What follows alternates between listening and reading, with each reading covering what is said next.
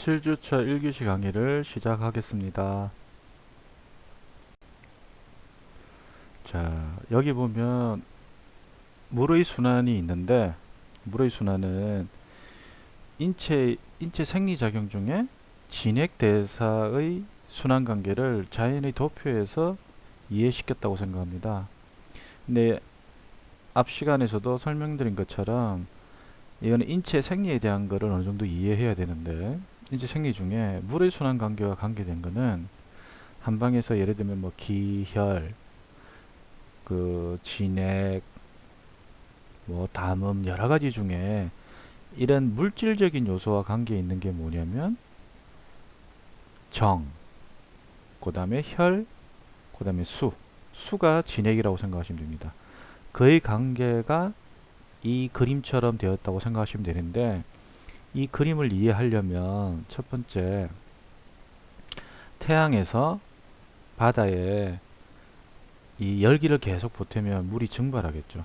그럼 이 태양은 뭐라고 생각하면 되냐면 심이라고 생각하시면 됩니다. 심의 화기가 이 쭉 내려와서 그 화기의 열을 받은 이 물질 같은 것들이 열을 받게 되면 위로 상승을 하게 됩니다. 자, 상승을 하게 되면 주변 밑바닥에 있는 주변의 공기는 위로 많이 올라갔으니까 좀 작아지겠죠. 그리고 위에 올라가는 그 물들은 계속 올라가니까 위에 쌓이게 되겠죠. 그죠? 쌓이게 되면 이 항상 그 지구에서는 제일 중요한 게 어느 게 과하고 어느 게 약하면 과한 게 약한 쪽으로 흘러가게 됩니다.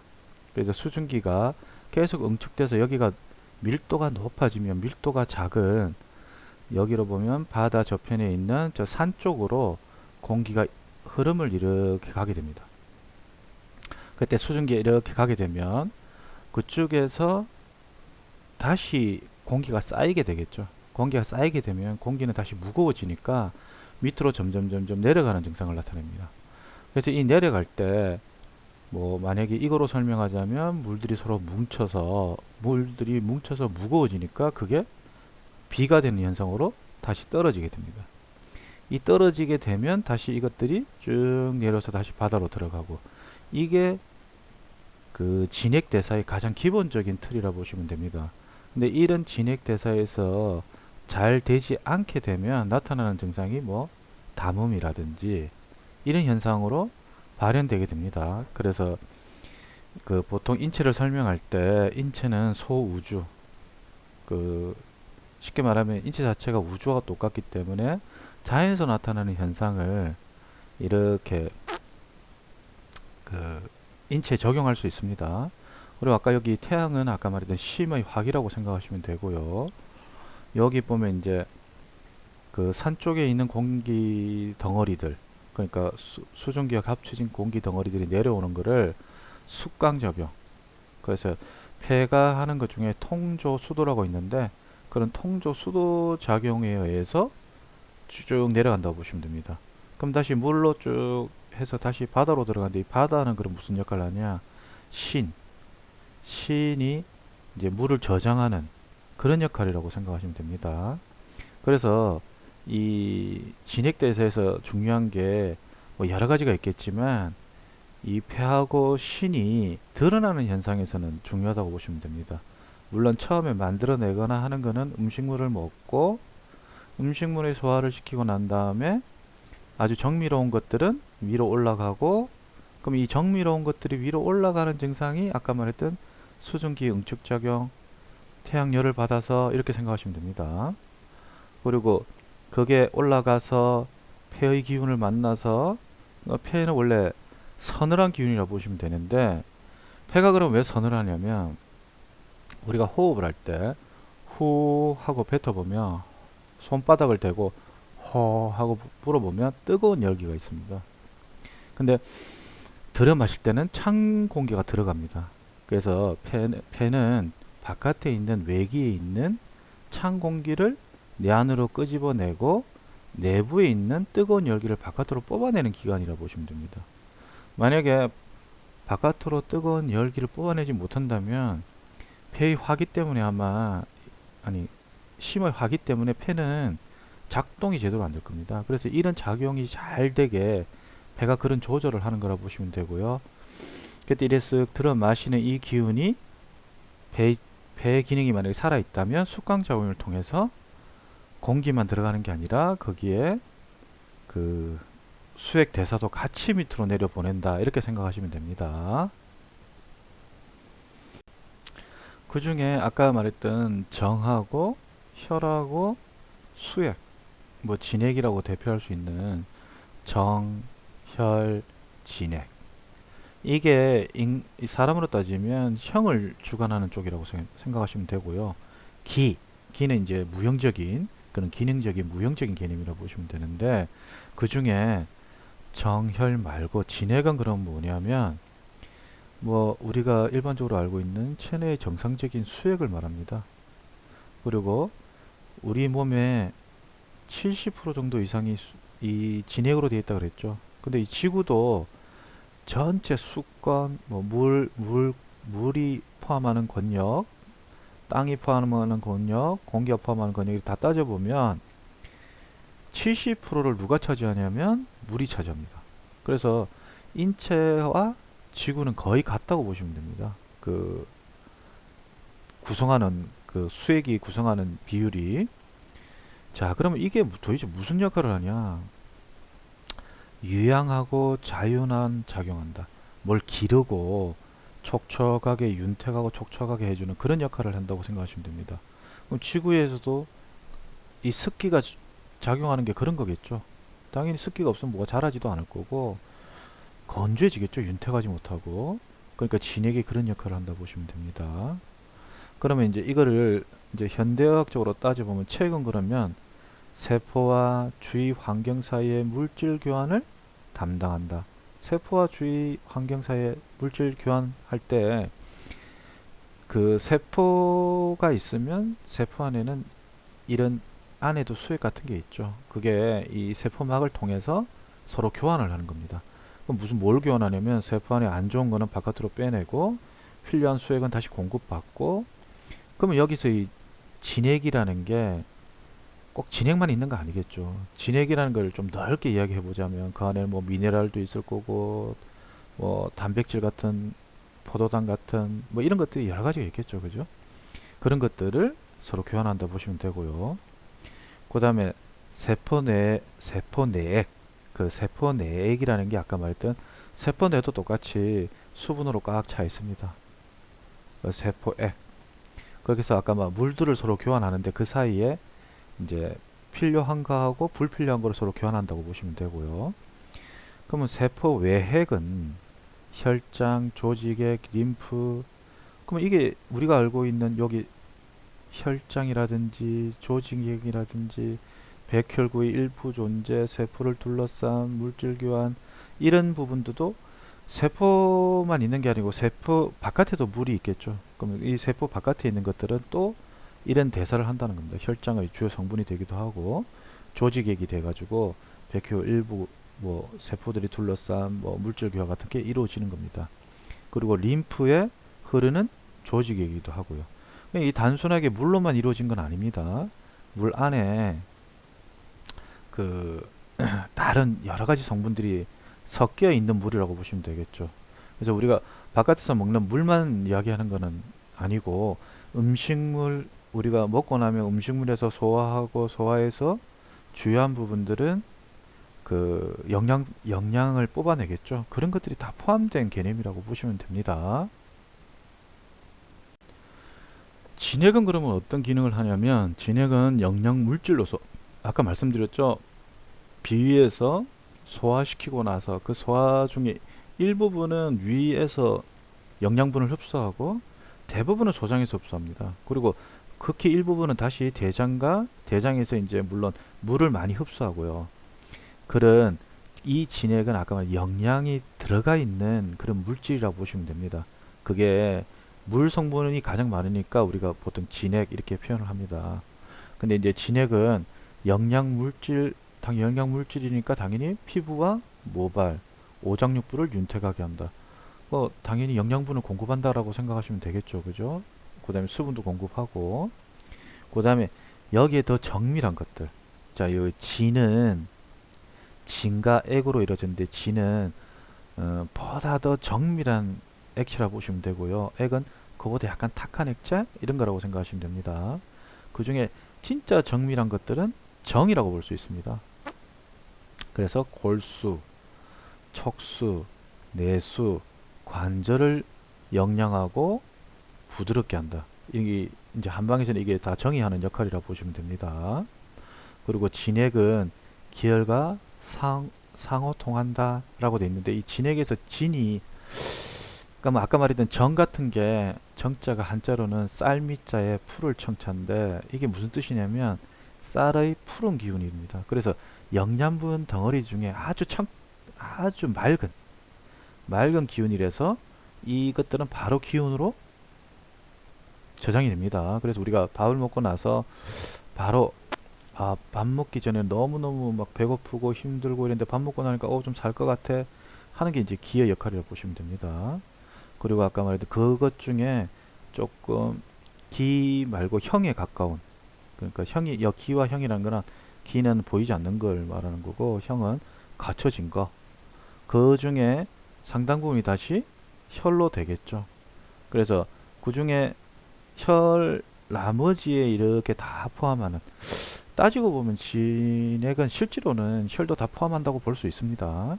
근데 이제 굳이 나누자면 보다 정밀한 거는 조금 혈로 가게 되고 더욱더 정밀한 거는 여기 걸수, 척수, 내수 이런데 하는 이런 쪽으로 가는 정으로 만들어내고 그 나머지가 수액으로 된다고 보시면 됩니다. 여기서 이 진액은 원래는 다 포함된 개념이라 볼 수 있는데 그 중에 정밀로운 걸 나누자면 그렇게 되고 그 중에 이제 진액은 수에 가까운 거라고 보시면 됩니다.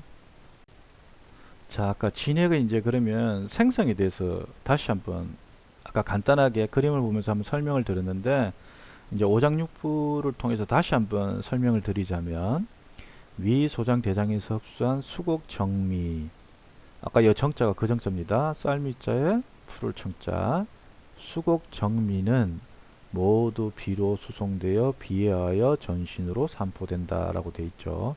그러니까 이거는 음식물을 먹으면 위에서 먼저 분쇄작용하고 그 중에 1차는 영양분을 위에서 흡수하죠. 우리 그 현대의학적으로도 똑같습니다. 이 부분은 소장으로 들어가서 소장에서 또 영양분을 많이 흡수를 하겠죠. 위에서 흡수 못한 영양분들을 많이 흡수하고 그 다음에 대장에서는 영양분도 흡수하지만 영양분보다는 수액을 많이 물을 많이 흡수하겠죠. 그렇게 해서 그게 그럼 어디로 가느냐 비로 수송이 됩니다. 그래서 이거를 한방에서는 비통혈이라고 되어 있는데 비통혈은 두 가지의 의미로 해석할 수 있습니다. 이 비가 통이 뭐냐면 통제한다 뭐 이런 의미라 보시면 됩니다. 이거를 혈을 통제한다는데 그럼 혈이 뭐냐 이 혈이 아까 말했던 그냥 영양분 덩어리라고 보시면 됩니다. 우리가 혈 이렇게 하면 양방적으로는 어떻게 생각하냐면 뭐 혈장 그 다음에 백혈구 적혈구 이런 거로만 생각하니까 혈이 억수로 부분적으로 되어 있는데 한방에서는 혈은 그런 개념이라기보다는 좀 더 큰 의미입니다. 그러니까 우리가 먹고 나서 영양분으로 해서 인체 세포나 뭐 이런 데 흡수할 수 있는 모양으로 만든 것 전체 그걸 다 혈이라고 보시면 됩니다. 그런데 그 비가 야를 통제한다고 보시면 됩니다. 통제해서 그 전신으로 다 보낸다 이렇게 생각하시면 됩니다. 그게 비통혈입니다. 이 통제라는 개념이 아까 말했던 부족하면 채우라고 하고 그 다음에 너무 많으면 먹지 말라고 하고 이걸 누가 하느냐 비가 한다고 보시면 됩니다. 그래서 비가 그런 영양분의 대사를 필요할지 안 할지 통제한 데서 비통혈이라고 합니다. 그리고 다른 하나의 해석이 이게 중국 어학에서 많이 나온 이야기인데 비통혈을 혈관으로만 생각해서 그러니까 이 혈관이 통섭작용 이 외표를 잡지를 못해서 혈이 빠져나오는 행위를 비통혈로 해석하기도 합니다. 근데 실제로 뇌경이나 이런 거를 따져보면 비통혈은 혈을 통제한다가 더 맞다고 보시면 됩니다. 그럼 현대의학에서 예를 들면 그 인슐린 같은 경우는 그 영양 대사 같은 경우를 이렇게 딱 제한하는 거죠. 그 다음에 그게 부족하게 되면 판크리아스 같은 경우 크레아틴? 아니 뭐 하여튼 그거로 다시 바깥으로 이렇게 뽑아주죠. 영양의 그거를 그 이자가 하는 역할이라고 보시면 됩니다. 그게 비통일이라고 보시면 되고요. 비주운하는 이렇게 산포돼서 올라가게 되면 만물을 기르겠죠. 그 다음에 변화의 중재 후천의 군분이 된다 했는데 이 영양분 덩어리가 당연히 영양분으로 가게 되면 만물을 기르겠죠. 그 다음에 아까 영양 그 섭취를 해서 영양분으로 만들어내는 행위라고 보시면 돼요. 그 만들어낸 행위가 전적으로 산포되는 거니까 변화를 중재한다라고 보시면 됩니다.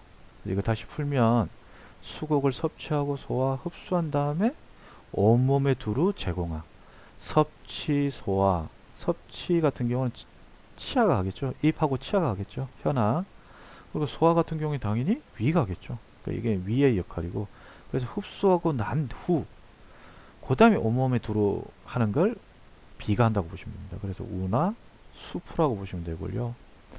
여기 기혈 진액의 원료라 된다라고 했는데 이걸 좀 더 더하면 기혈정 진액 이렇게 생각하시면 됩니다. 기혈정 진액. 그 다음에 수습의 운하는 수분 대사를 촉진하고 균형을 유지한다. 그러니까 이 비가 중간에 아까 말했던 배고프면 먹고 그 다음 배부르면 못 먹게 하고 이런 딱 균형을 유지시켜줍니다. 근데 만약에 배부른데도 계속 먹으면 병 되겠죠. 배고픈데도 안 먹으면 병 되겠죠. 그러니까 그거는 비가 운하작용을 못해서라고 생각하시면 됩니다. 비가 운하작용이 잘 되면 아까 말했던 먹고 그치는 게 정확해집니다. 그래서 그게 균형을 유지한다 생각하시면 되고요.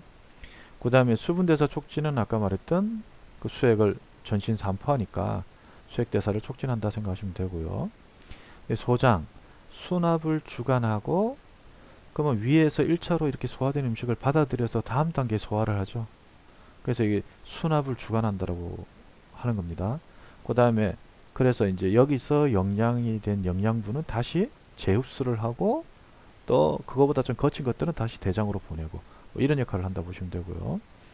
대장은 소장에서 내려온 음식물을 받아서 당연히 소장에서 내려온 음식물을 받겠죠. 그 중에 음식물이 포함된 수분을 흡수하는 게 1번입니다. 영양분도 조금 흡수합니다. 근데 이제 대부분은 다 수분을 흡수한다라고 보시면 됩니다. 그래서 여기 B는 장에 속하고 소장과 대장은 육부에 속합니다. 육부는 특성이 어떤 거냐면 한쪽이 비워야 다음 쪽이 일을 합니다. 그러니까 아까 말한 것처럼 소장이 음식물을 다 받아들이고 다 소화를 시킨 다음에 소장에서 탁 음식물을 내려버리면 대장이 됩니다. 대장에서 받습니다. 그 앞에는 위가 있겠죠. 근데 만약에 위가 비지 않았는데 위와 소장에 동시에 거듭 차 있다? 이러면 소화가 안 됩니다. 그래서 우리가 변 보고 그 변을 본다는 말은 대장이 비운 거고 비우면 그 다음 단계 위에서 다시 채워야 되겠다 라는 이런 시스템으로 되어 있다고 보시면 됩니다. 장은 비는 개념은 없습니다. 꽉 차 있는 개념이고 소장과 대장 이 부는 비어 있는 개념이라고 생각하시면 됩니다.